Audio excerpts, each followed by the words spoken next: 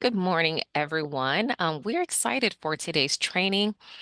This training will be led by three trainers from Nonprofit Finance Fund. This is their second training in a four-part series. This is Financial Planning Part 1.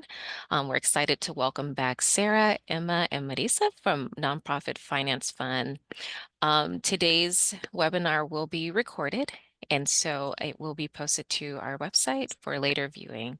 So at this time, I'm going to go ahead and turn it over to them to get us going. Thank you so much, Shira. It's so nice to see you all again. My name is Marisa, and I'm joined here by Sarah and Emma.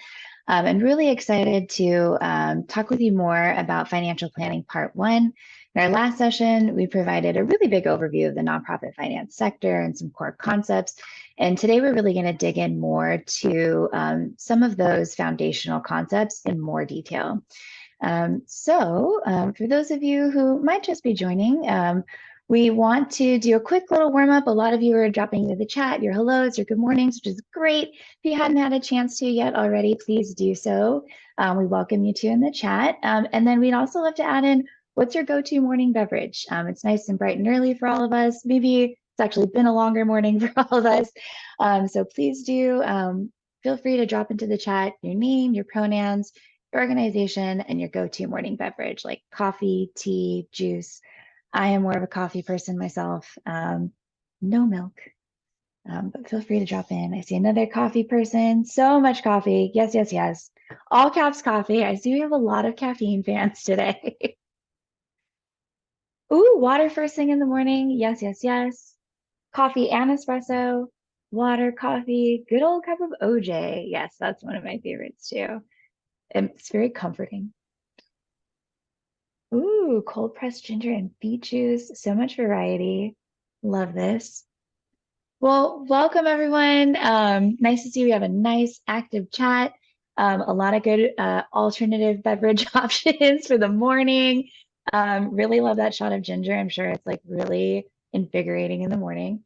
Um, I want to tell you a little bit more about who we are and what we do at Nonprofit Finance Fund for those of you who might just be joining for the first time so you understand, sort of the knowledge that we're bringing to the table and our goal for today. So like I mentioned, we're with Nonprofit Finance Fund or NFF. We are ourselves a nonprofit. We're also a community development financial institution. And we've been around for more than 40 years, and we provide a variety of services from lending to nonprofit organizations to also providing consulting services. And that can look like one-on-one coaching for organizations, or like this, where we lead workshops and we help leaders really build out not only financial literacy, but a deeper understanding of financial management and financial management concepts. And we lift up what we learn from our work in the sector to keep advancing and moving the sector forward. So we're really rooted in supporting community-driven organizations like yourselves. Today, we really want to zero in on a few key concepts because we're going to use this to then build into financial planning part 2. So today, we're really focusing on understanding what we call an income statement. You might also hear it called a profit and loss statement. There's a lot of different names for things that are the same thing. You'll hear that all throughout. And then we also want to talk much more in detail around understanding different types of revenue, different types of expenses, and how you can use that information to then forecast out your revenue and expenses. That's a big question we get all of the time. How can we predict the unpredictable? And we have some tools, some resources, and some strategies to support you with that. And then we're also going to talk about strategic budgeting. So you're going to learn that your income statement really helps you understand what's been happening in the past for your organization. And you can use that information to support you in planning for what's to come, which is your budgeting process. So we want to show you the connection between the two and really support you with understanding a strong budgeting process. Before we do that, though, I'm going to hand it over to my colleague, Emma. She's going to really help us set the stage for the types of documents we're talking about, some of the concepts that we're going to be digging into. Thanks, Marisa.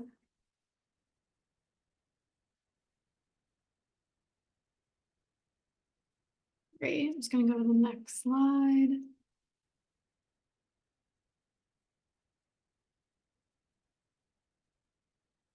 Okay, here we go. Always a little pause with Zoom. But before we dive into the income statement and budgeting, like Marisa just said, we wanted to level set and provide an overview of financial reports and what information you can find on each of them. So the first little bucket we have listed here on the left side of the screen is the IRS Form 990. And that's a reporting form that many nonprofits must file with the IRS each year. And it includes information on the nonprofit's mission, programs, and finances. And you'll find financial activity like the profit and loss statement and balance sheet in that form.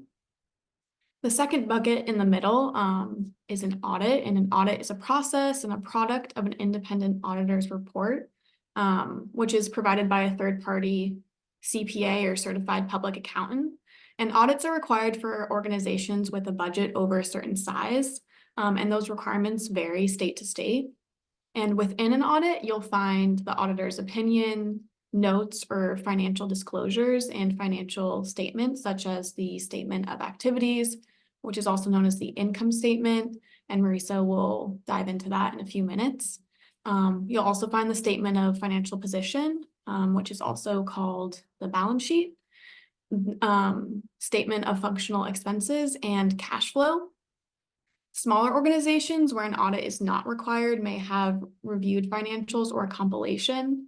In this case, the financial statements are presented in a way similar to an audit, but the process is less thorough than an audit and it's cheaper. And then lastly, listed here in this third bucket, we have internal financial statements like budgets, profit and loss statements, balance sheets, and monthly cash flow projections. And internal financial statements are great tools to help manage, plan, and project financial performance. And Sarah will be talking about how to use a budget as a financial management tool later on in the presentation today.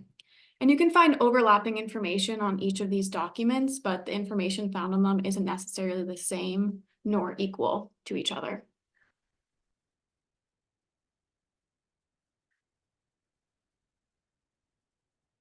We also like to start off with this slide to help level set and explicitly call out that we're all at different places in terms of financial capacity, depending on how new or small or large your organization is. For an organization that has a smaller budget size and or is maybe newer, you might see them have an outsourced accountant or a staff member who's doing the bookkeeping in addition to another role at the organization. Because of their smaller size, they might be stretched to capacity and will have a more basic budget and less time dedicated for compliance or reporting. A nonprofit who's a little larger, deals with more complex funding, might have a full-time accountant or finance manager. And because of this, they might have program level or grant budgets, profit and loss statements, and balance sheets. A nonprofit who has been around for a little while and has a large budget size may have a finance director and accounting staff. Because of their larger finance team, they have capacity to dive into the nitty-gritty more, like budgeting for the enterprise and each of their programs. They might have capacity for multi-year projections and cash flow statements. And then at the very end of the spectrum, a nonprofit with a very large budget and perhaps deals with a large amount of complex funding might have a CFO or finance director. The organization may have more complex financial reports and capabilities and will go through audits. And so although this graphic kind of looks like it, this isn't supposed to demonstrate stepping stones or the end goal to be at the right side of this spectrum. Some organizations may want to stay in this first quadrant because that's how they make the most mission impact in their community. So this slide is really supposed to demonstrate the varied financial capacity of nonprofits, and we're really generalizing to make that point. We understand that not all or most organizations fit neatly into each quadrant, and there might be like overlapping components.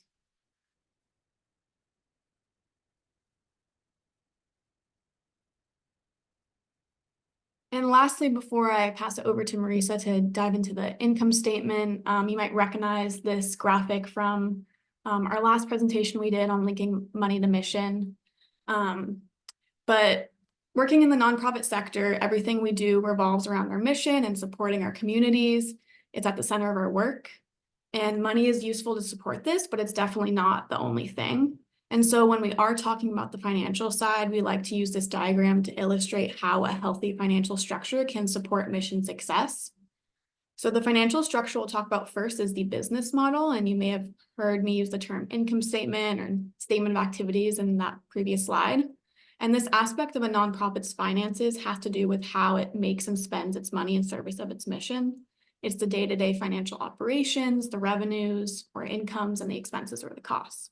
And so when your organization has a healthy business model, which means it's consistently bringing in more money than is going out, so its income is greater than its expense, then it can generate surpluses.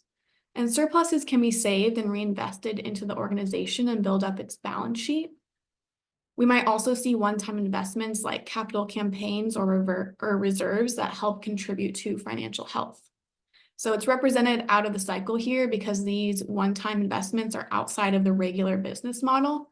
So an example of a one-time investment might be a PPP loan, a payment protection loan from COVID or other COVID relief money. So these one-time investments also help build up the organization's balance sheet. And then on the balance sheet or the statement of financial position is where you can find what the organization owns and what it owes. And so these are their assets and liabilities. And a strong balance sheet, meaning one where you own more than you owe, can allow the nonprofit to then reinvest in its business model. I mean, it can keep building up its operations year over year. We also know that surpluses are not always possible or realistic, but Sarah will talk a little bit later today about how we can use a budget as a tool to talk about our financial story. And now I'm going to pass it over to Marisa, who's going to talk about the first financial structure we talked about on this graphic, the business model. Thank you so much, Emma. So like we said, we're really going to focus on understanding the income statement as a sort of foundation before we build into talking more about budgeting and then visiting the balance sheet and understanding your capital structure. So we're starting right here.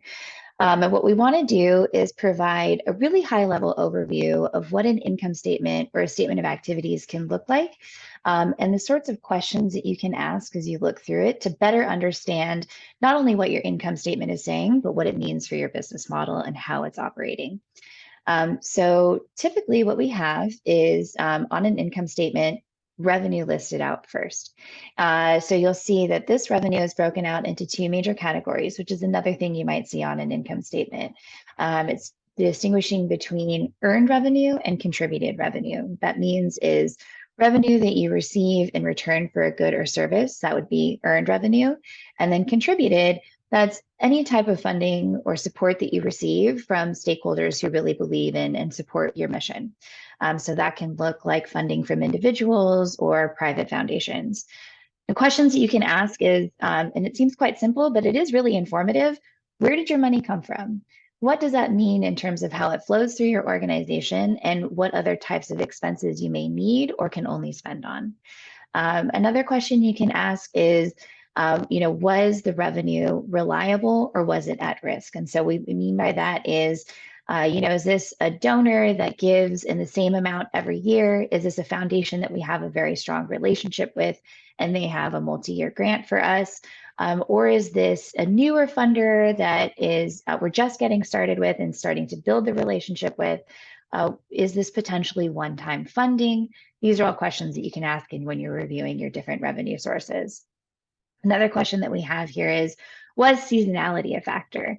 So there are, for example, organizations that do a lot of work around get out the vote, a lot of work around elections and issues. And so they know that in the year leading up to and during an election year, they can count on a lot of support from very particular sources. And then they know that in between election years, that support can crest and then go into a valley. So they know that they need to seek out different sources of revenue during those times, or they need to really be building up savings. So asking yourself if seasonality is a factor can really support you with revenue planning. The next piece that you'll see below revenue is expenses, and those are broken out into major categories that we're going to talk more about in detail as well. But essentially personnel, which is your people costs, professional fees, which is contractors, occupancy, which is anything tied to your physical space, an expense that you have tied to your physical space, and then support, which is a catch-all phrase that we use at Nonprofit Finance Fund. You might also see it listed as other than personnel expenses or other expenses. And this is in reference to any expenses that are still necessary for carrying out your mission, but don't fit neatly into these categories. So you might see program expenses, for instance, listed under this. And questions that you can ask when you're looking over your expenses is, again, it seems really simple, but really informative. How did you spend your money? What were the largest expense categories?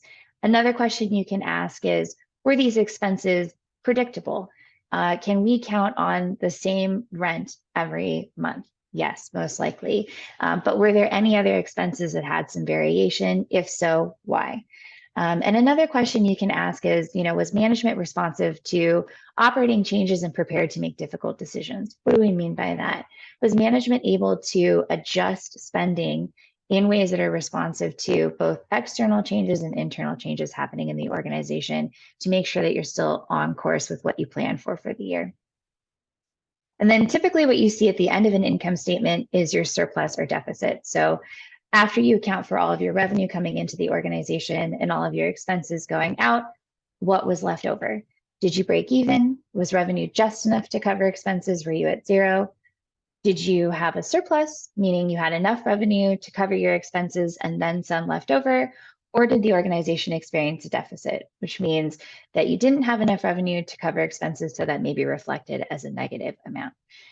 So those are questions that you can ask as you look over your income statement, and those are sort of the key components. What I want to do next is cover a little more detail around the different sources of revenue coming into your organization, because there's a lot of information that you can glean, not only for your own planning purposes, but also for understanding what sort of systems, processes, and maybe even expenses you may need for your organization. So like I mentioned before, earned income is one piece of, or one possible piece of your revenue picture. That means that you provide a good or a service at a cost, and you receive that revenue in exchange for that good or service. With earned income, it's typically unrestricted, but we also see that, in order to make our services accessible to our community, we often provide those services at a far more reduced cost, which means that typically organizations that do have earned income see a mix of other revenue sources as well. So for instance, if you're a theater, you might be offering pay what you can tickets or a sliding scale, which means it might not necessarily be enough to cover all of the costs that are associated with your performances and your organization. The next piece that we have is individual contributions, and that can look like small to large donations from individuals who really support your mission and believe in your work. It could be that you have repeat donors. It could be that you have one-time donors. It could be that you see a surge of support when you're doing a matching grant, for instance.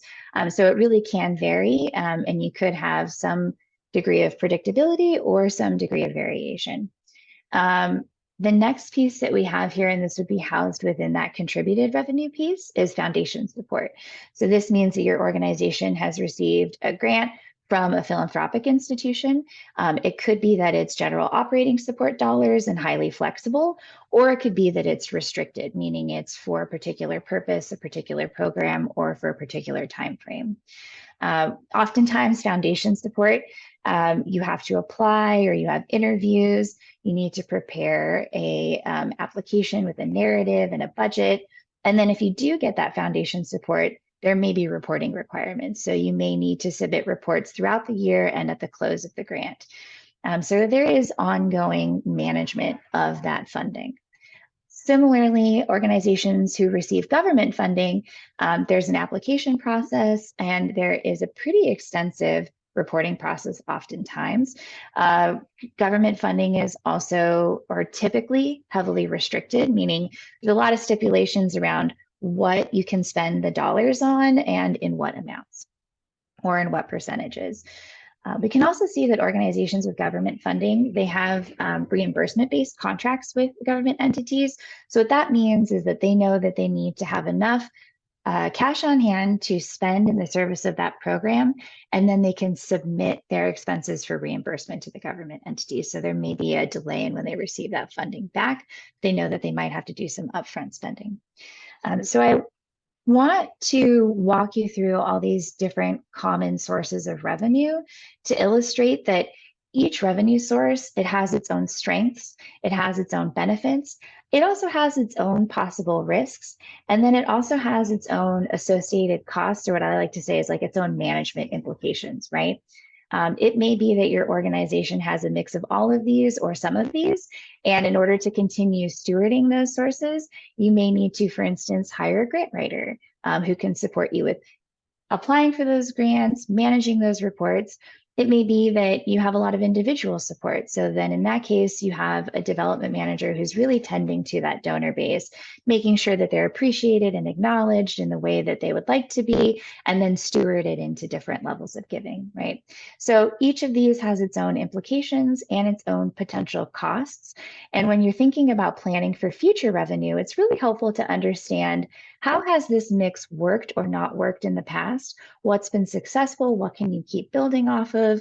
What do you need to adjust? And then what does that mean for the organization, not only in terms of best practices, policies, procedures, but also in terms of, like I keep saying, potential expenses.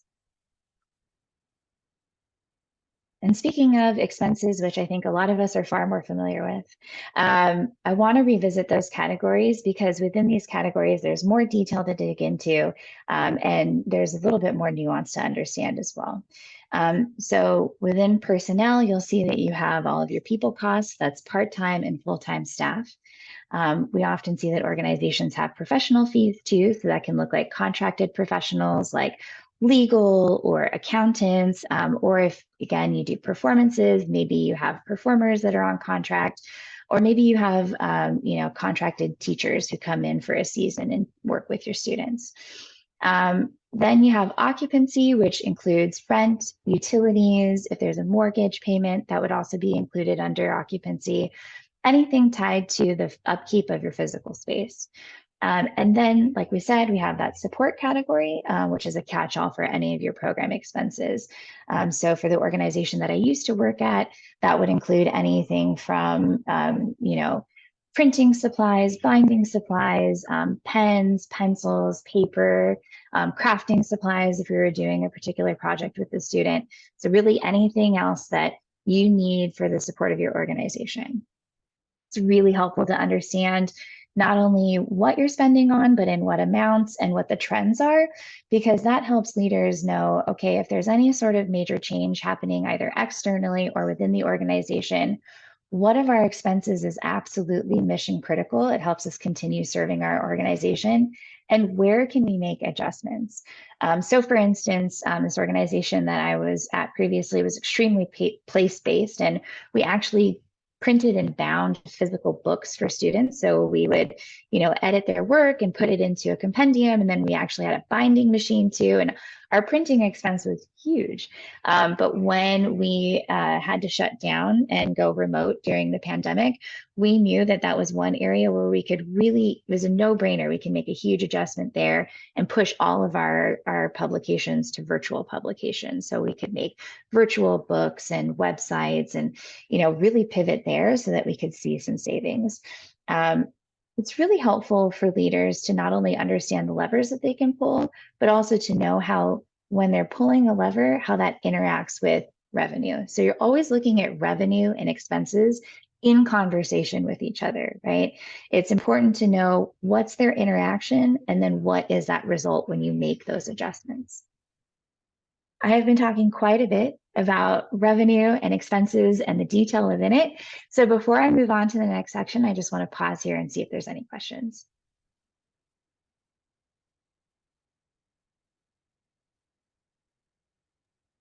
I have a question. Yeah. For a nonprofit organization, the salaries that belong to let's just say, a case manager, will that be considered part of the program or part of personnel? So that's a really, really, really great question. It would be categorized first and foremost as a personnel expense. It would be under that sort of category of these are your people costs. But oftentimes, depending on how your organization operates, it may be that you allocate parts of their salary across different programs and administration. So what I mean by that is, let's say a case manager, and you can tell me if this is sort of syncing up with what you understand it to be too. Let's say your case manager is actually supporting youth in two different types of programs. It may be that 40% of their time is in one program, 40% is in another program, and then 20% is supporting the organization overall. Then it could be that you see parts of their salary allocated across those categories. And this is something that we would see more so when we get to the budgeting piece. But for our purposes on the income statement, it would be listed as overall at first, a personnel cost, and then you might see it split over programs. Is that helpful? Yes, thank you. Yes, great. So I'm sorry, one more thing, like when the government pays specific people to provide certain service, but are under the same program. So that's 40% salary base for paid by a grant. That's what I was referring to. But thank you. Thank you. Yeah. I see a hand up for Erin. Yeah, hi, thank you. Sorry, I've got a pretty bad cold, so I might be hard to understand. I just was wondering, you talked a little bit about allocations. We're recently being asked to do a time study to evidence improve the allocations. Are you going to address that at any point in this webinar series? That's a really great question. That's something that I think would fit more within the realm of like budgeting and understanding that sort of breakdown of personnel costs across programs. So stay tuned. I think that's what we can dig into more in talking about budgeting. Okay, great. Thank you. Yeah. Because what I will say is that you'll find that different funders have different requests for the way that you either prepare a budget in that application process. But for our purposes, when we're talking about an overall organizational income statement, and I'm going to lift up what Paul Vender is saying in the chat too, it may be that they just want to see the overall income statement and see just the total personnel. So they don't need that detail of across programs, but just what is the personnel cost.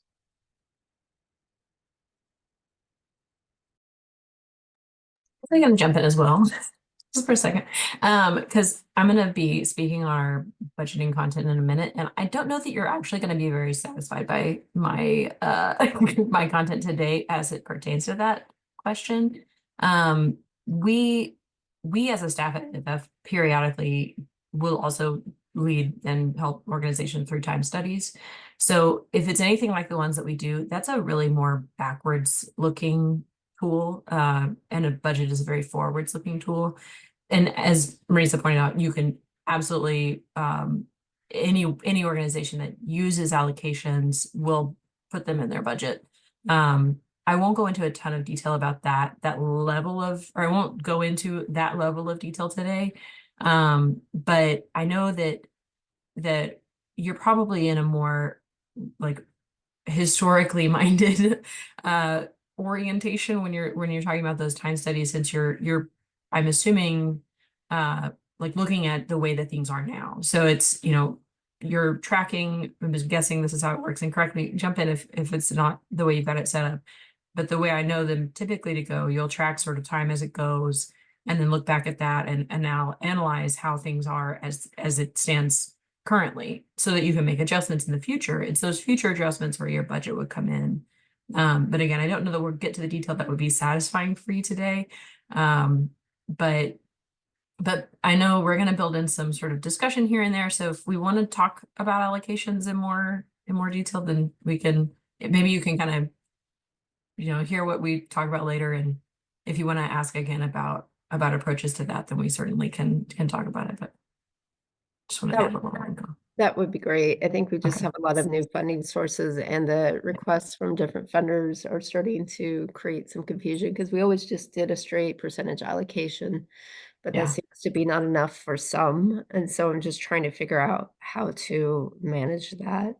And then as grants are sunsetting and others are rising, the constant shift with it as well. Yeah. We're very sympathetic to the frustrating realities that funders can create for Yes. nonprofits that get their help. There's always some new thing they ask people to do. So, Right. yeah. All right. Thank you. I appreciate it. Yeah, thank you, Erin and Sarah. Thank you for that. Yes, I agree. If it's a more in-depth review of a time study practice, then yes, it would not be totally satisfactory. But suffice to say, hopefully this will help you moving forward with your budgeting process. Okay, just for the sake of time, I'm going to move us forward. Those are really great clarifying questions, and you can see now how both the income statement and how it's presented and your budgeting process really interact with each other. So hopefully that's one of the main takeaways throughout. I'm going to keep moving us into, and maybe this is also very applicable as we were talking about. We mentioned that there are different types of revenue sources with different implications. And this is a callback to our previous presentation, which is that different types of revenue may also move differently through your organization, depending on whether or not it's restricted. So restrictions really do affect the flow of money through your organization. And it's really helpful to be able to understand what that sort of distinction between your restricted revenue and your unrestricted revenue is to help you make strategic decisions.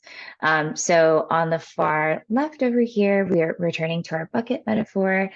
We see that revenue without restrictions is reflected as money flowing straight into this without restrictions bucket. It's free and available for you to, you can use it as you see fit on your expenses.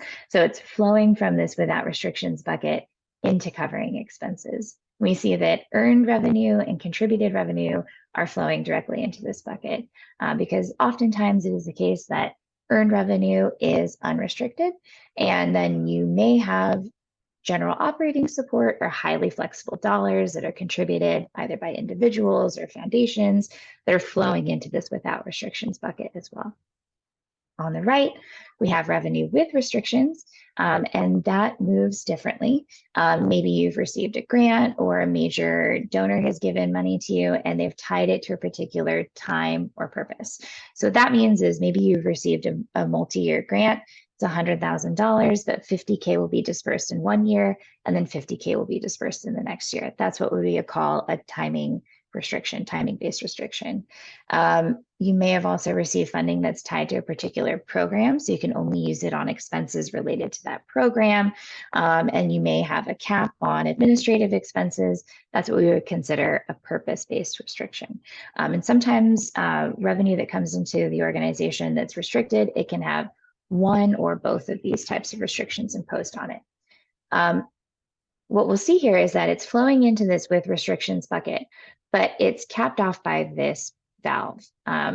Once you fulfill the time frame that's tied to this revenue or the purpose restriction that's tied to this revenue, then we see the funding move from the with restrictions bucket to the without restrictions bucket. And the technical term for that is net assets released from restrictions. So it's a technical accounting term.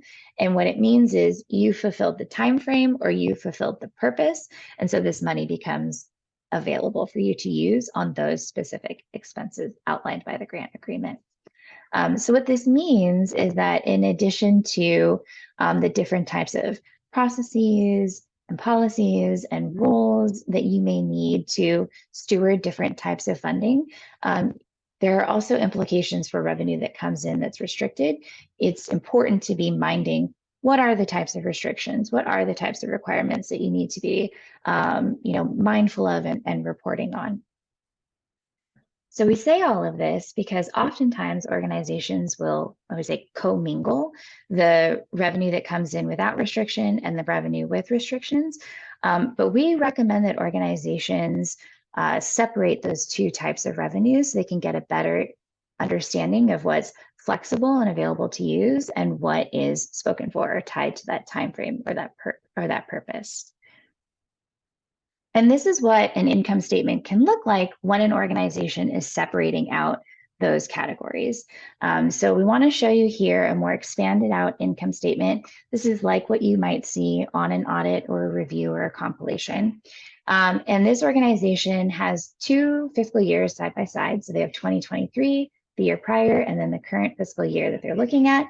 And you see that they have 3 different columns. So the first column is their without restrictions column. And so that's all of the funding coming into the organization that doesn't have a restriction imposed on it. And then you see that they also have their expenses listed out within this column, because oftentimes expenses are not restricted. It's really more about how revenue moves through the organization. And then we have this with restrictions column. So this is all of the revenue that's come into the organization that has a restriction imposed on it. And then we see the total. So it's tallying up both the without restrictions and the with restrictions funding. So what that means is if you're separating revenue without restrictions from revenue with restrictions, when you're looking at an income statement like this, you actually have multiple bottom lines. So you have 3 different bottom lines here: the without restrictions line, the with restrictions line, and the total. I also want to show here that this organization did fulfill some of the restrictions. And so they have here that net assets released from restriction line. So what that means is they demonstrate that it's moved out of this with restrictions category into this without restrictions category because they fulfilled that purpose or that time frame.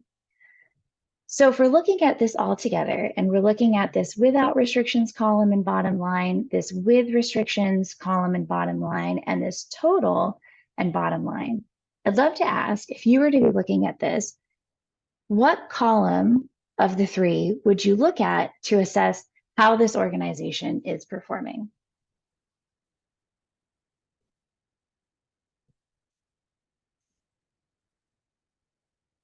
And you can put this in the chat or you can come off mute. Which column would you look at to see how the organization is performing?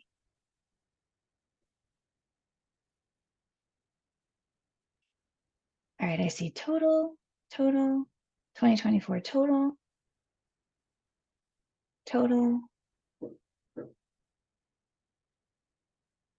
All right. All 3. Great. Okay, so I really like to see these answers because it helps to illuminate that, yes, our inclination would be to zero in on the total. I totally get that.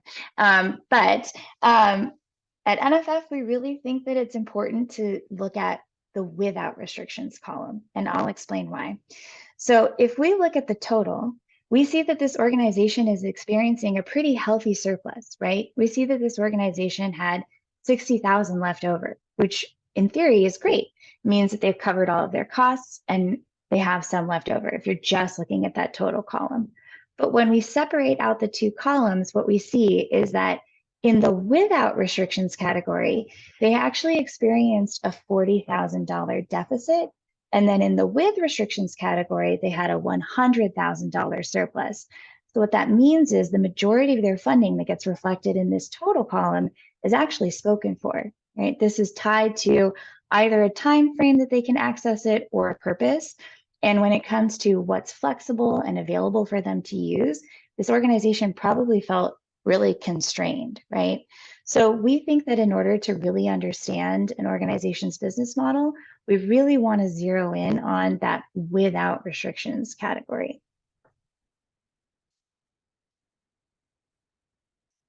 And then I see a really interesting question here. The with restrictions is the deferred revenue.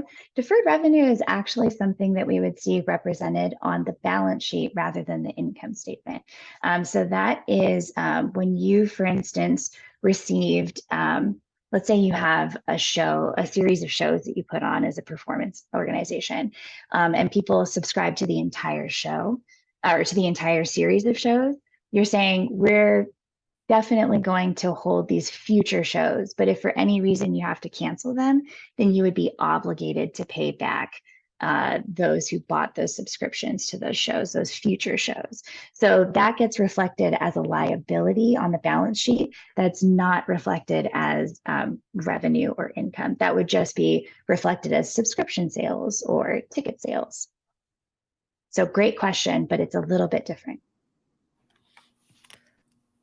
Question? Mhm. Hi, good morning. Can you share with us about reserves and if reserves would be reflected on the income statement, and so where, or is that more of a balance sheet item? That's a great question. So reserves are reflected on the balance sheet.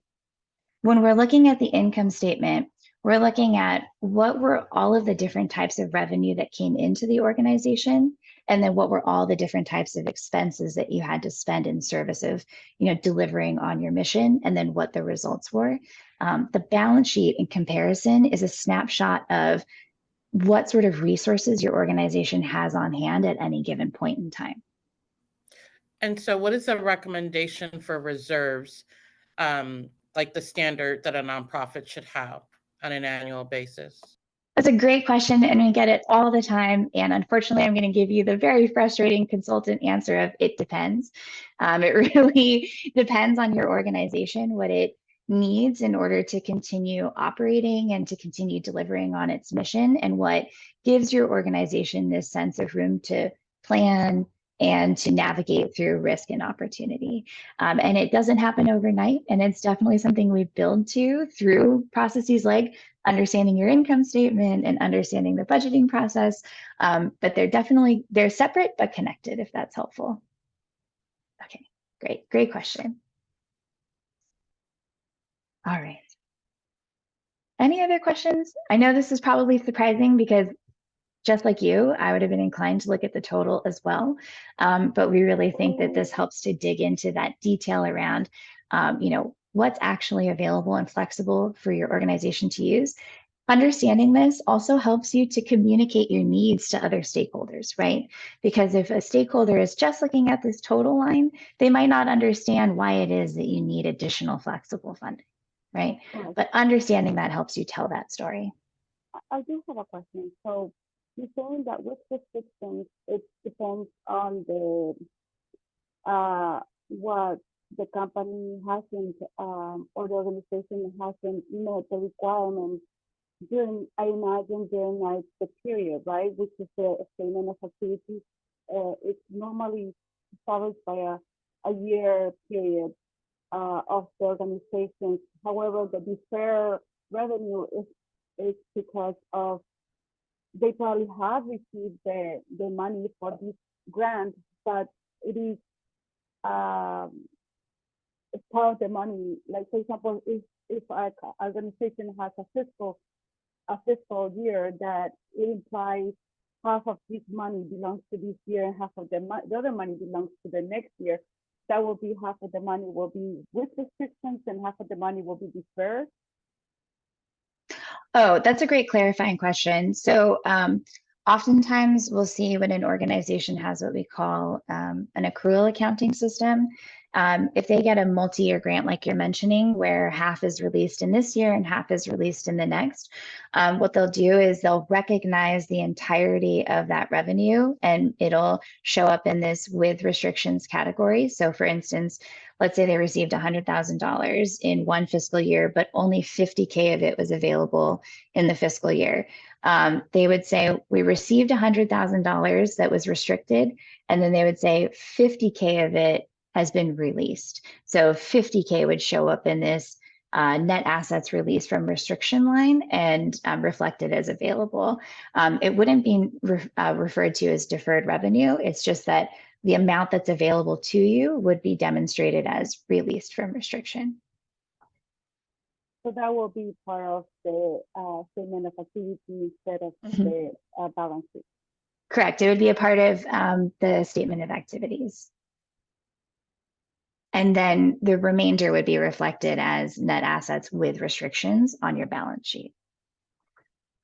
Latasha, I see that you had your hand up as well.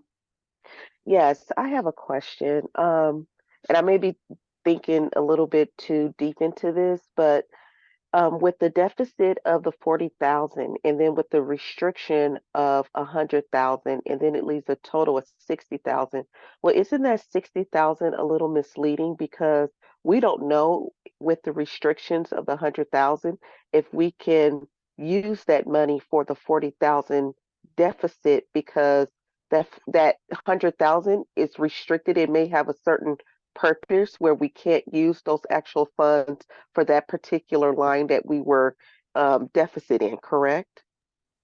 Well, yes, you're striking up against exactly why we recommend separating without restrictions from with restrictions in your financials, because that way, if you were just to look at the total line, you're right, anyone could make their own sets of assumptions about whether or not that funding is flexible and available for you to use to support your expenses or to go into savings, for instance.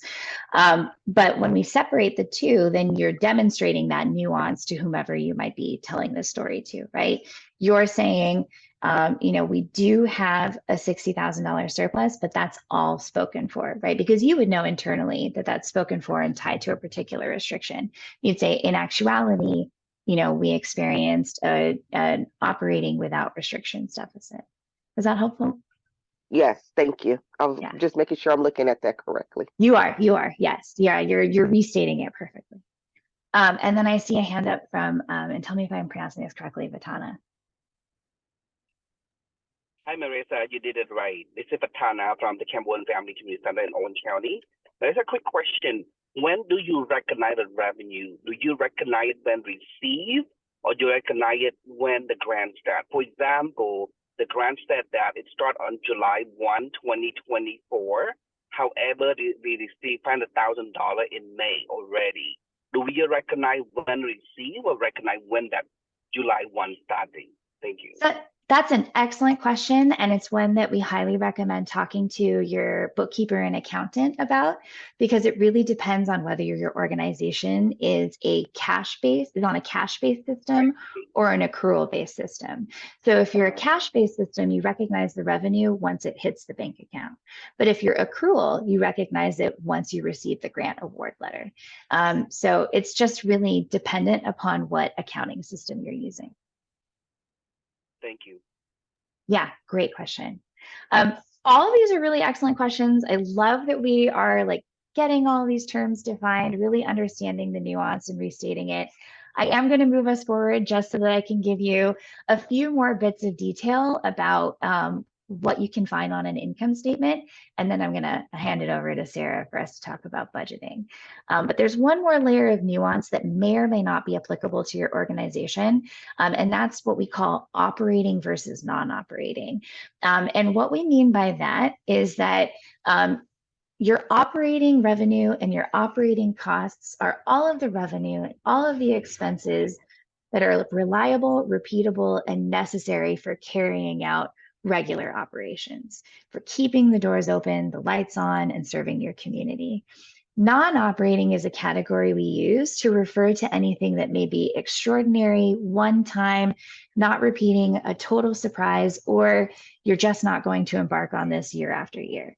So what I mean by that is any kind of extraordinary gift, like a bequest, any kind of capital campaign you're embarking on. Hopefully you're not doing that big of an undertaking every single year. And then any kind of relief or emergency funding that you may receive. So in the pandemic, we experienced, a lot of relief funding, but hopefully this doesn't happen again, and it may not be coming back, right? It's sunsetting. So that's the biggest distinction that we see in addition to this with and without restrictions. I'm going to walk you through a few more pieces of this because I see a lot of questions about this too. Pass-through revenue or a re-grant is, let's say you receive funding from an organization and they say it has to immediately go out to all of the community members, right? So let's say you received relief funding that you then redistributed to your community members. So it's basically like net zero. The money came in and immediately went out, right? Or maybe you're partnering with an organization and you need to re-grant an amount to that organization as well. So that's operating versus non-operating. do want to show you what it can look like on the income statement. Refer to it as below the line. So you'll see your regular operating revenue and support, your regular expenses, and then we have that surplus or deficit, and then you'll see this line. And then what we call below the line is where you'll see that non-operating activity reflected. So for instance, this organization did receive PPP, it did receive local COVID response funding. So they're categorizing that as non-operating because they know it's extraordinary and they can't count on that happening again.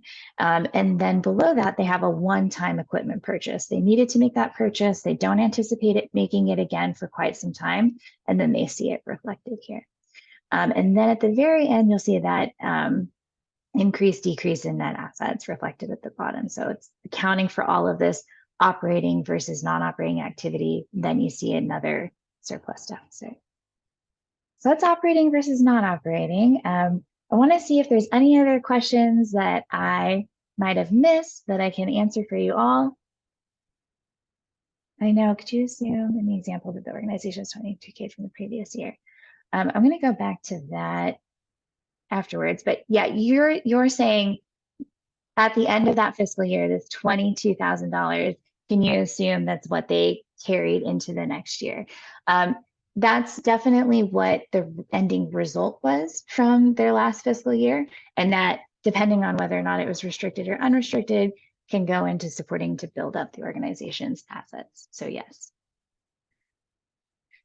So would a capacity building grant be considered extraordinary or non-operating? That depends. So if it's to build out a totally new part of your organization, you don't anticipate this funding coming back, it's one time, maybe. But if it's a capacity building grant that's multi-year or repeatable and it's a part of your typical revenue picture, then maybe not. So it really depends on what it's supporting within your organization and the nature of the relationship with the funder and also the nature of the grant. So good question. Okay. All really great questions. I really love it. I'm going to hand it over to my colleague, Sarah, and they're going to walk us through budgeting.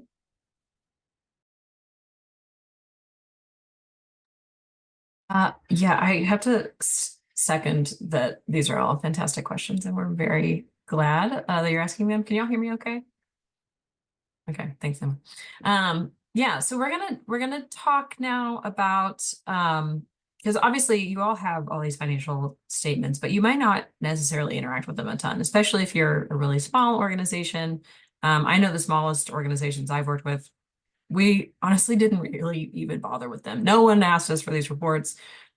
You know, the board was tiny and was very involved. So you might not ever look at them, or you might be an enormous organization and you present them every single month to your board, or you have an audit. And so you know a lot about these, but I'm assuming that most organizations here definitely deal with your budget. If you don't have a budget, I recommend you build one. But we wanted to start with just the recognition that there are just a ton of types of budgets. Even if you do have one, you might not have the one that your neighbor has. And one kind of kink in that already is that they do all, or they can all work together, because every program within your organization can have its own budget. Maybe you don't set it up that way, but maybe you run a lot of different programs and they, you know, each have their own dedicated budget. Likewise, each department in your organization might have its own budget. Perhaps your fundraising team keeps their own budget, or they share a budget with marketing communications. However you break it up. It's just that, you know, whichever department your team feels needs a place to record and then be responsible for its own income and or also its expenses, they might build their own budget out. Now, so I'm going to say the word budget a million times, and I just always get really aware of how the word starts to not have any meaning. So, but your organizational budget encompasses your entire operation. So all these various pieces will feed into one place. And those arrows around the edges of those wheels suggest how this information feeds into, you know, every other piece of it. You might pull out the data from your program or your department budgets so that then they can stand on their own, sort of like a piece of the pie, but they probably will funnel back into the organizational budget so that your leadership can just see all of that information in one place. So if you only build one, then make sure you're building that overall organizational budget, and then you can make pieces of the pie as you need to, as you see that you might need them. But before you even begin the process of building your budget, there is some work that you'll want to do and then some information that you're going to want to collect. So first off, whoever is on your team or is even just involved in the work, who's going to have a stake in the budget's outcomes, either who will need to oversee the work, literally make sure that it happens, or who will just be responsible for parts of it, those people should be involved in the process from the very beginning. And these are the conversations where you really have the chance to connect your organization internally around your mission really completely. So get everyone really behind your plans. And your budget expresses your priorities for the coming year. So I recommend that you make sure all the people who are going to help you carry out your mission are aligned on what those priorities are. And then as a part of those conversations, you're going to identify your goals. So you're going to consider sort of where you are now, and I hope you can make the space to imagine where you want to be in the future. And the strategy that you outline there within that work, defining your strategic goals, that will help you prioritize later on when you're having to make some decisions.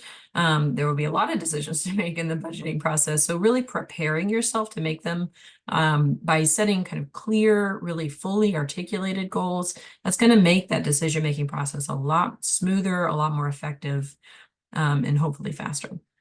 And then the data part of your preparation includes really two major categories. It's going to be what happened last year.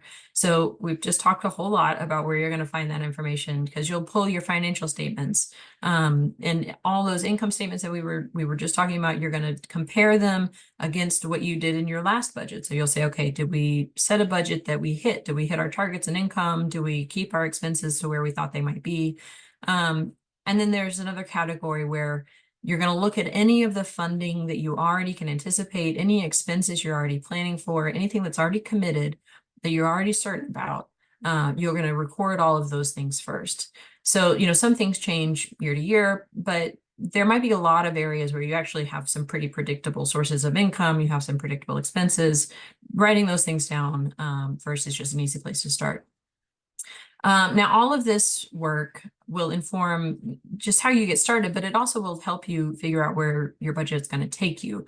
And make sure you're really allowing some time, like some real serious time, for the conversations that are going to happen there around your strategic goals.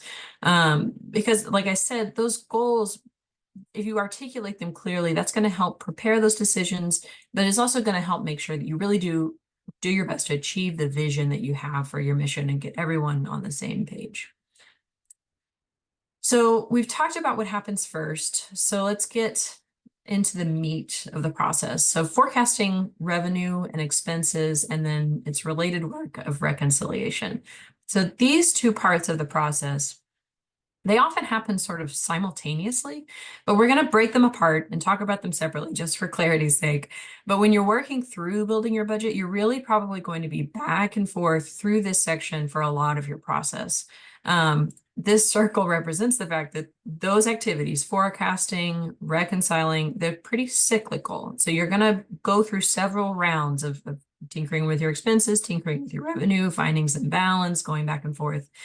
The amount of money you decide you need to spend and the amount of money you feel confident that you can raise or that you can make, that might not immediately be the same number. You might have a higher number in expenses than you have in revenue. And obviously, to be the best steward of your organization, you really want to try to make it the other way around. You want to bring in more money than you spend. We know that obviously that is not always possible, and that really is okay. There are years where it just doesn't work out. But this process of reconciliation, of finding that balance in your forecasting, it's about making your best effort to set up your organization so that it really can be as financially sound and stable as possible. But let's look, like I said, we're going to pull it apart. So let's look at expenses first. You obviously have to spend some money to deliver your mission, but how much money might change every single year. Some organizations, like I said, are very consistent. Maybe it doesn't change for you, but if you make a new plan, that might cost more, or you might bring on more staff, your staffing could grow, a program you're doing might expand. So some things just may be consistent all the time, but then there's plenty of things where things might change. When you're building the expense side of your budget, I recommend, and we all recommend, you start with what you can control. There will be some things that are just out of your hands, but there are always areas where you're going to have a say. And then likewise, there are categories that are fixed. So those things that I mentioned that stay the same pretty much every year, no matter how much activity you're having in your organization. And then there are things that are variable. So things that might be more or less costly as you decrease or increase your activity. We've broken out some examples here of things that fall into all of those categories. Starting your budget, the first two blocks on the left where it says in your control or out of your control, but they're fixed either way. Those are a great place to begin when you're trying to just record what your expenses are. Maybe some of your rates have changed for some of these things, or maybe you're renegotiating a contract here and there, but you can probably anticipate what these things are going to be. But the blocks to the right where things get variable, whether they're in or out of your control, they vary. Now that's where a lot of your most strategic decision-making can happen. You can decide things like, are your staff going to get raises? Do you have new hires that you want to make? Are you adding to your staff? Do you have any new strategies that you're going to undertake, and maybe in communications, or are you going to try to reach out to a new community? Are you going to expand programs? So that would obviously increase your costs and some supplies and things. And then that very last box is where you're also going to have to take advantage when you're writing these things down of looking backwards at historical averages and in data you can pull from past years, because you might not know exactly how much these things are going to cost you. Obviously, utilities change, supplies cost change. We know inflation is a real deal. But maybe the data from the past can at least help you average things out and make a good guess. And always you can increase as you see that, things are changing in our economy. But all of this to say, forecasting your expenses is really the first place where any new strategic goals can start to express themselves, because you can build, while you're thinking about your current expenses, you can build a healthy wish list. That's where you really start to see what it would take to enact any new plan or go in a new direction. What might make your work better or easier? Or if you had the resources, what opportunities would you be pursuing? So maybe these wish list items don't immediately get written really into your budget. But this is kind of the thinking in your process, the healthy, like I said, very healthy what ifs. Healthy, I mean realistic, that could lead you to start making some of the trade-offs. And that's that reconciliation process. Maybe you don't begin a new program this year so that you have a little money to hire a new development person. That's the reconciliation there of saying we're going to decrease this expense over here and increase this over here. Maybe we can make the money to do that. Or these could be areas where you stretch in a new way. You talk to your board, maybe they take a larger role in some area where you can alleviate some staff time. But whatever they are, when you're thinking about your expenses, these sort of wish list items, they might eventually become part of your budget if you include them in that planning, but they do begin in your control because of the simple fact that you can choose to either pursue them or not. You can decide to wait, or you can do it now. So circling back around in the process, remember that we're also thinking in that reconciliation about how to plan for our revenue. And we can identify a lot of areas of control, like we just looked at in those expenses, but revenue, and I'll admit this, can really feel very uncertain for a lot of nonprofits. Some organizations really only feel comfortable including revenue in their budgets when they're like 99% sure they're going to get it. They're only things go in the budget that are really committed. But then there are times that we can budget revenue so conservatively every year that we always end up bringing in more than we plan. And while that might sound good, that kind of thinking, so saying only we're going to put in exactly what we know, we're definitely going to hit this, and then you end up raising more every year because obviously things happen that you don't expect. That kind of thinking can end up lessening the value of your budget as a planning tool. So this works in the other direction, obviously, as well. If your organization is always being super ambitious and saying, we're going to get this grant, we're going to get that grant, and you fall short of that every single year, that's equally unhelpful.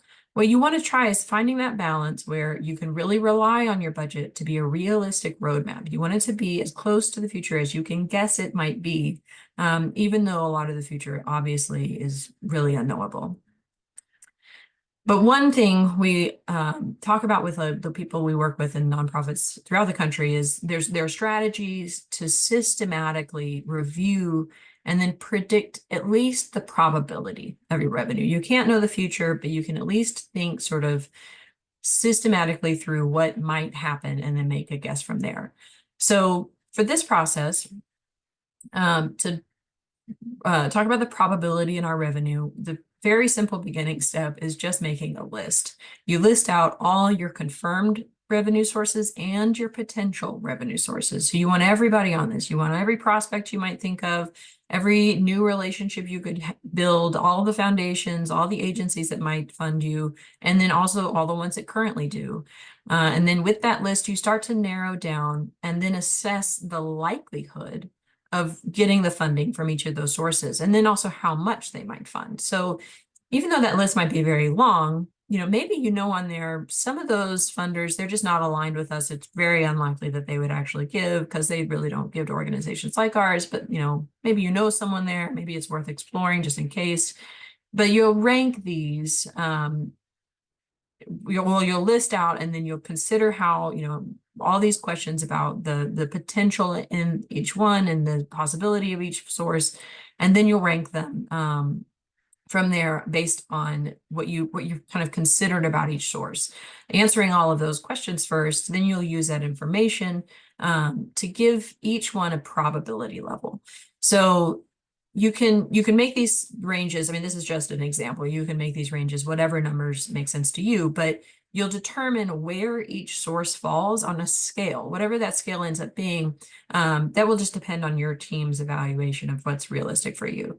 But you can use things like your past successes with grant proposals, the rate that you've added new donors in the past, like how much does your fundraising grow every year, whether you have a lot of local contacts that maybe be untapped. But whatever works for you, you'll assign each source a probability based on those conversations that you're having. So obviously things that are more sure things you feel more confident about, those get higher numbers. Things that are just being explored or maybe that are brand new connections, those are going to be in the lower numbers. So you've made your list, you've assessed each source, you've ranked them into these levels, you've given everything a number. Then we can start to put things on a real kind of budget basis. So a lot of organizations we work with use a table like this and practice what's called discounting revenue. So this is really the culmination of everything we talked about on the last slide. And it helps you translate all that work of thinking, listing, ranking, and it translates that into a dollar amount that you can use in your budget.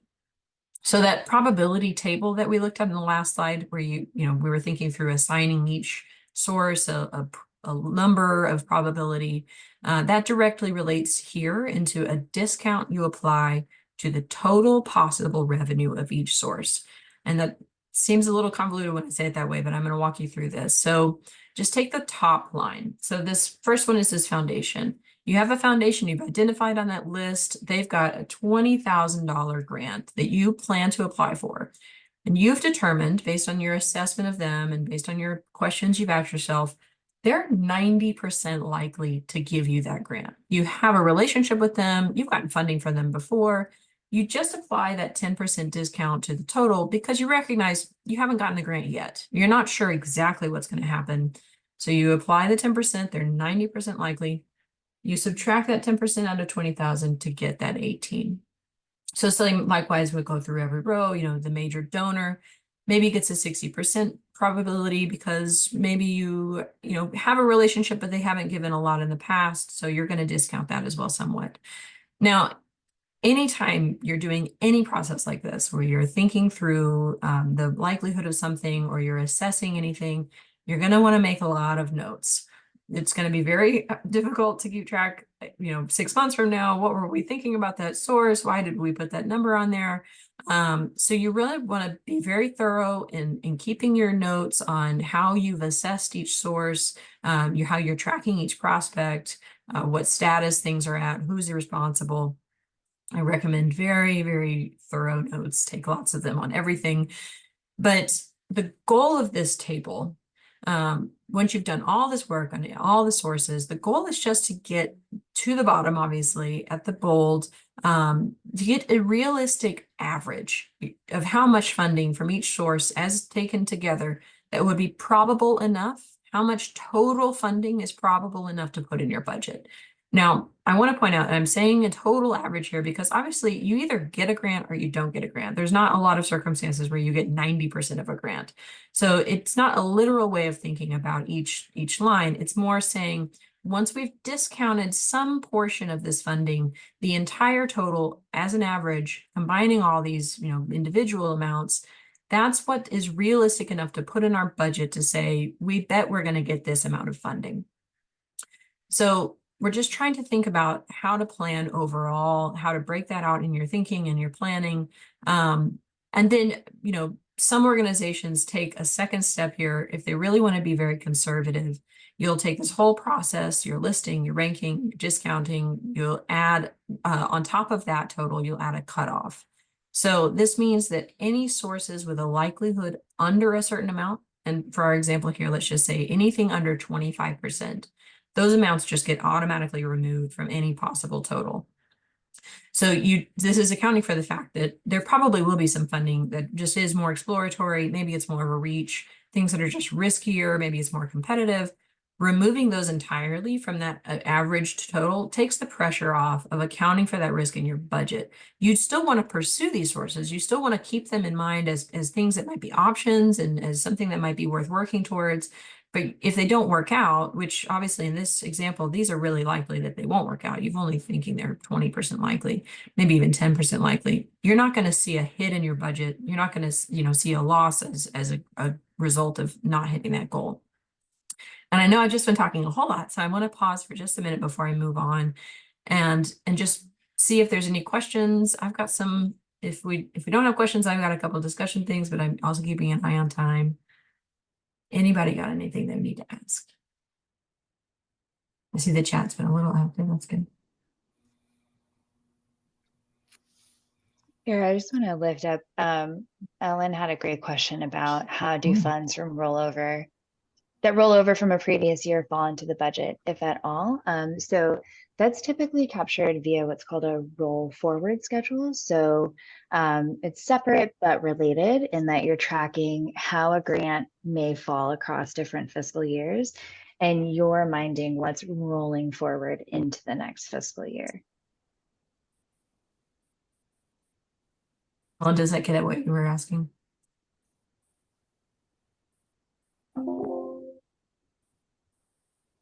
Great, thank you. I know it's sometimes hard to rush and find the keyboard when somebody gets you a question. Any other questions that weren't put in the chat? Yeah. Quick question. Mhm. So the discounting revenue budget tool, can that also be used when you are currently writing grants and you're kind of assessing where the multiple grants that you're seeking are most likely to be funded by your agency? Because a little bit of this seems subjective, right? I mean, we're kind of going with our guts. We're kind of estimating, the level of competition. So I'm wondering if is this a best practice tool for when you're writing the grants and you're sort of estimating what might be in your budget in the future or might not? Yeah, it is 100% subjective. Yeah, you nailed it. Yeah, and it is a good tool to use especially when you're going after a lot of different grants and there's a lot to consider and weigh against, these grants versus these grants. And I want to point out, none of this is to say that, like, don't use this kind of thinking when you're asking for an amount from a donor. Like, this is just for you to reflect internally with your own budget planning to say, well, we're drafting this enormous grant request that is this major amount that is a little beyond what we've gotten in the past. We're feeling a little shaky about whether we might get that. We're going to include it in the budget, but as a kind of overall accounting for that uncertainty, we're going to decrease, we're going to sort of go through this process, but it is a mental exercise. It is truly meant as just a way to sort of think on a broad overview about how, maybe you do get that major grant, but maybe that major grant took up so much of your time that you didn't steward these 10 donors over here as much as you could have, and their donations go down. things are going to balance out every year in whatever way. So this is sort of that, yeah, that thinking about like, okay, how are we accounting for where there might be loss in some areas? Maybe there's a gain in some areas. Does that make sense? Yes, because Yeah. for some of us with multi-year grants, Mhm. if the budget with the state is really good in one year and Right. possibly in year 2 or 3, you get a notice stating that, for example, your grant, there might not be funding to realize the entire 3 years of Right. your grant. So I see this maybe as a tool to kind of, estimate Yeah. whether really, if it's a federal grant, it depends upon who's in the White House and what the Right. priorities are, right? Yeah. And if it's a state grant, I mean, one year could be really great, and the next year you might be looking at, a more serious issue about Yeah. discounting revenue in those future Right. years. So I'm hoping too, you guys can talk a little bit about discounting revenue when you're dealing with grants on a different fiscal year cycle, Mm. because Mhm. the federal government typically is in October, beginning October 1, versus our standard fiscal year of July 1 through June 30th. So I'm hoping you can talk a little bit about some of these tools and then how do you work with those different budget years.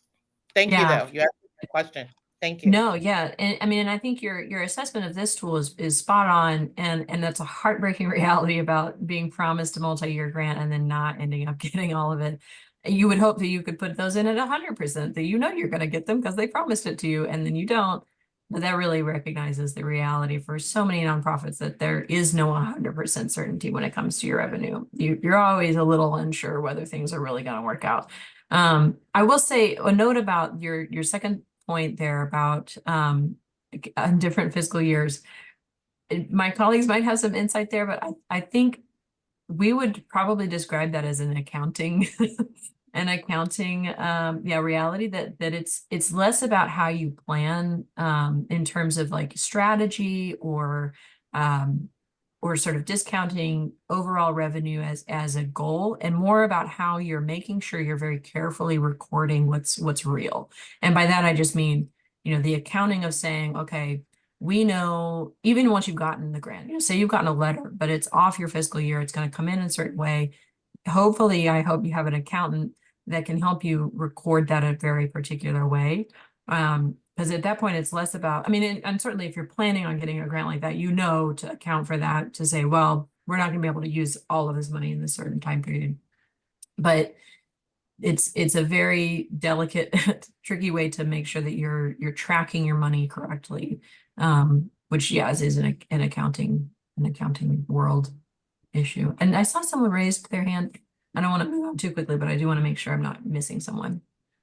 I had a very similar question about the Yeah. staggered fiscal years. Mhm.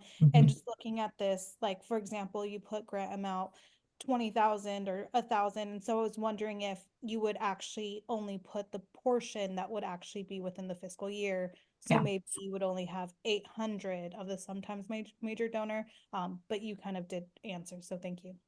Yeah, and that goes back to what Maritza said earlier about whether you're on cash or accrual, what sort of accounting system, what your bookkeeping is like. Obviously, if you are in a cash basis, I've run an organization that did a cash basis budget and everything was tracked that way.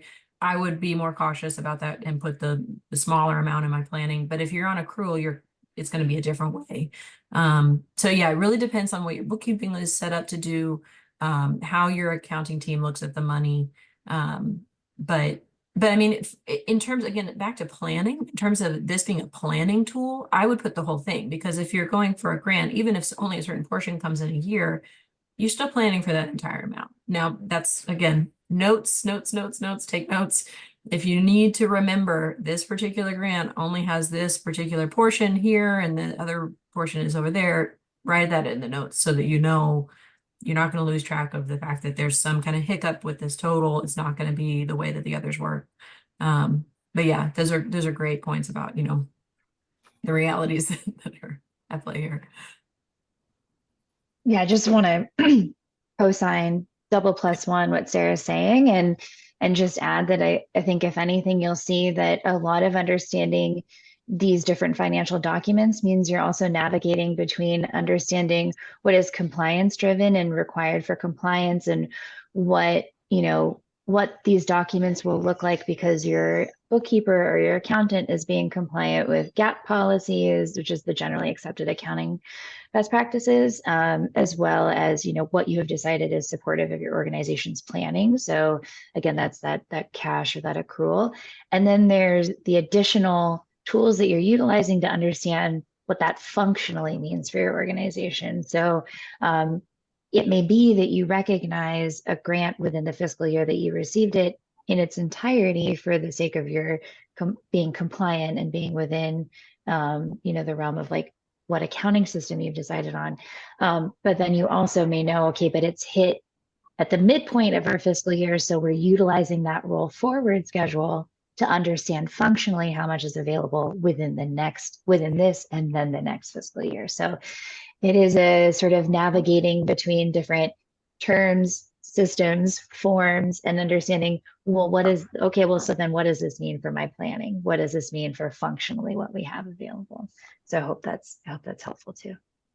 Great clarifications. Okay, last chance for questions right now before I have just a couple of slides left. Okay, I want to make sure that we get to the end. All right, so one last look at this slide, because I feel like it is so important to remember that you are just gonna get stuck in the reconciliation. It's gonna take you however long it takes you, because it is just gonna be a reality that you really might start with more expenses in your budget than you do have in revenue. And you're gonna have to find that balance however you can and however long it takes. And just to say that, like, finding that balance where we're just circling and circling, and I love that little animation there, but it really starts with nailing down what's important. Because, as we're talking about, this is all subjective. It's all about what your organization wants to plan for, how it wants to get there. And you can figure out if you want to cut things that really aren't necessary to your plans or might keep you from making other plans. You want to determine where you might need to or want to focus your time and your energy. Maybe that changes. Maybe every time you do your budget process, you're refocusing on what you find is really most crucial to your mission. And also, just to bring it back, you're gonna want at some point to build in a wish list, because we view, and I'll talk about this in just a couple slides, we view nonprofits as needing to envision futures where they can grow and where they can improve. And you can't do everything right now, but if you don't make these plans, then you can't ever do those grows. You can't ever grow in those ways or improve in those ways. But being realistic about your priorities as you're going through each year can help you kind of make long-term plans. And I'm going to put some of these points up here. I'm not going to read through every single one, but that second point about risk, I do want to single that one out and just be aware that, going through this kind of a detailed budgeting process can at least help you be aware of where there might be risk, and when things do go sideways, which they always do, you've at least thought through where those areas of impact might come up. So, are you really doing the work in your forecasting of your revenue to check where those probabilities might be too high or maybe even too low? Are you really nailing down how you're feeling about things? Are you really aware of where you have control in your expenses and where you don't have control? And I'm, say reconciliation one more time, because it's just about boiling down where those trade-offs are, because you can't get everything done in a single year, but you can prioritize, you can assess what is realistic, and always keep in mind that something that doesn't happen now doesn't mean it doesn't happen ever. Not now just means later. So this is a helpful slide that you will want to refer back to later when you are in the middle of this process, because truly the most important thing to think about when you're doing your budget is that you really do not know the future. You cannot predict what will happen. The planning that you're going to be doing in your budget will always be just planning. It is subjective. You will try to gather the information. You will try to use data. But even if you've gathered every piece of data you can, The data is going to change because the future is unknowable. Not to be bleak about it, but just keep in mind that within your budget, it's just good to do your best. So gather all that data, do all your research, make the best estimates you can, and make a lot of notes. Track everything you do, track everything you decide, track who you're talking to, track who had that discussion, write down all the assumptions. That's very important. When you write down a number, tell yourself later why you wrote that number down, where the information came from. Your future self is going to be very grateful. And then I've got to give it to my colleague Meadow, who isn't with us today, but she uses this term swag when we're talking to our clients about budgeting. It's an acronym that stands for Sophisticated Wild Ass Guesses. Guesses are not perfect, but let your guesses be good enough. They're going to be sophisticated because you've done all the work to gather all the data. They might have little top hats, they're so sophisticated, but your budget is still going to be full of guesses. No matter how much work you do, it's at the end of the day, you're going to make your best guess, make them good guesses, sophisticated guesses, but then let that be good enough. Don't kick yourself if it isn't perfect. Again, no one knows the future. So make your guesses, know that you were prepared when you made them, and then let that be good enough. And then I mentioned I did want to really drive home one thing that we really work to advocate within the sector is that nonprofits need surpluses. So this ties back into what Marisa was talking about in your income statement. You're, planning in your budget to bring in more income than you have in expenses. That will build a surplus that you'll see on your bottom line of your income statement. And hopefully, if it's possible, you're helping yourself, plan for that within your budget. So earlier when Marisa was talking about operating versus non-operating, we have another way that we talk about that sometimes, which is we refer to your operating section. That's that top section that says current operations and then your surplus. We refer sometimes to non-operating as below the line. So you'll account for that, those extraordinary items, those, maybe those larger plans, the long-term plans, maybe you're building up reserves. We talked about reserves in the chat. That's going to be below where you're tracking that operating income, that operating expense. You're going to have below the line where all of these things live. And I put this in here because we always want to make sure that nonprofits are thinking about this area as an area where they can make plans. This is that, where you pull that surplus that you had from last year, you might put it in a reserve and use it to do something new, use it to grow, use it to have a safety net. But putting that plan into a number and into a document like your budget, where you have this section that's for that sort of thinking, communicating how you would use a surplus when you can make one in your budget, that can help you talk to funders about your need for that surplus, about your need for their help to reach those goals. Because I'm always reminding people, you can't get what your organization needs unless you ask for it. And you can't ask for it if you can't say what it is that you need. So we really try to make sure that nonprofits remember that surpluses are great and they're necessary, and that talking about them with funders can help you grow. And I just realized that we are right at time, and I want to be respectful of people's day. I know I'm happy, and my colleagues are really happy to stick around and answer any more questions. But you won't offend us if you need to drop off. That last little box is just literally everything I just said. And then there's our thank you slide. So does anybody have anything that they want to ask before we say goodbye today? I am so sorry I joined a little late, but I was wondering if we're going to get copies of the slides and this recording. Yes, you will. Both. Oh, great. Thank you. It's a great presentation. Thanks. Yeah, we're glad that you made it. Any other questions? Logistical or otherwise?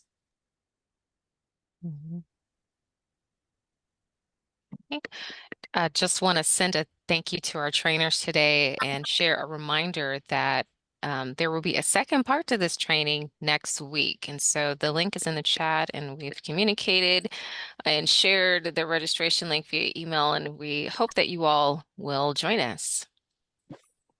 Spoiler alert, part 2 is about the balance sheet, which we've mentioned several times today. So this is one half. You're going to get the other half next week if you can come and join us. So Thank you all for coming.